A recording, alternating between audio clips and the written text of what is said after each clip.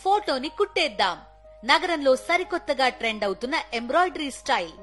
పూర్తి వివరాలకు చదవండి రేపటి సాక్షి హైదరాబాద్ ఎడిషన్. రేపటి నుంచి మళ్లీ కాళేశ్వరం కమిషన్ బహిరంగ విచారణ ప్రారంభం కానుంది. కమిషన్ చీఫ్ చంద్రఘోష్ ఇవాళ హైదరాబాద్ కు రానున్నారు. 2 వారాల పాటు హైదరాబాద్ లోనే ఉండనున్నారు. ఐఏఎస్ అధికారులను బహిరంగ విచారణకు పిలువనుంది కమిషన్. ఐఏఎస్ల విచారణ తర్వాత ప్రజాప్రతినిధులకు నోటీసులు ఇచ్చే ఛాన్స్ ఉంది. ఇక ఇదే అంశానికి సంబంధించిన పూర్తి అప్డేట్స్ ని మా ప్రతినిధి శేఖర్ అడిగి తెలుసుకుందాం. శేఖర్, తెలంగాణ రాష్ట్రంలో కాంగ్రెస్ ప్రభుత్వం వచ్చిన తర్వాత ఇరిగేషన్ కు సంబంధించినటువంటి అంశం మీద విద్యుత్తులు కూడా ఫోకస్ పెట్టింది. గత ప్రభుత్వ హయాంలో నిర్మించినటువంటి కాళేశ్వరం ప్రాజెక్టులో అవినీతి జరిగిందని కమిషన్ ఏర్పాటు చేసింది.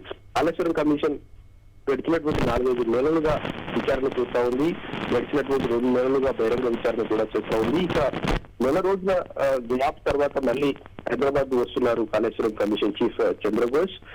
రాబోయేటువంటి 2 వారాల పాటు హైదరాబాద్ లోనే ఉండనున్నారు. బహిరంగ విచారణకు ఈసారి కొంత సీరియస్ గానే విచారణ జరిగే అవకాశం ఉన్నాయి. ఇప్పటి వరకు ఇంజనీర్లు అధికారులు కలిపి దాదాపు 50 మందికి పైచిలకు అధికారులను బహిరంగ విచారణ చేసినటువంటి కమిషన్ చీఫ్ ఈ దఫలో 7 నుంచి 8 మంది ఐఏఎస్ అధికారులను, ముఖ్యంగా ఫైనాన్స్ అట్లాగే ఇరిగేషన్ కు సంబంధించినటువంటి అధికారులను విచారించనున్నారు. దానికి సంబంధించినటువంటి విషయంలో ఐఏఎస్ అధికారులకు ఇన్ఫర్మేషన్ కూడా వెళ్ళినట్లు తెలుస్తా ఉంది.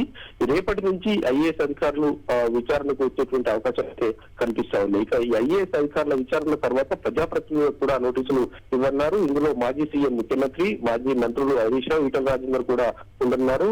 ఈ డిసెంబర్ 31వ తేదీలోపు బహిరంగ విచారణ పూర్తి చేసి ప్రభుత్వానికి నివేదిక ఇచ్చేటువంటి ప్రణాళికలు సిద్ధం చేసుకున్నటువంటి పరిస్థితులు అయితే కనిపిస్తా ఉన్నాయి. Right Shekhar, thank you.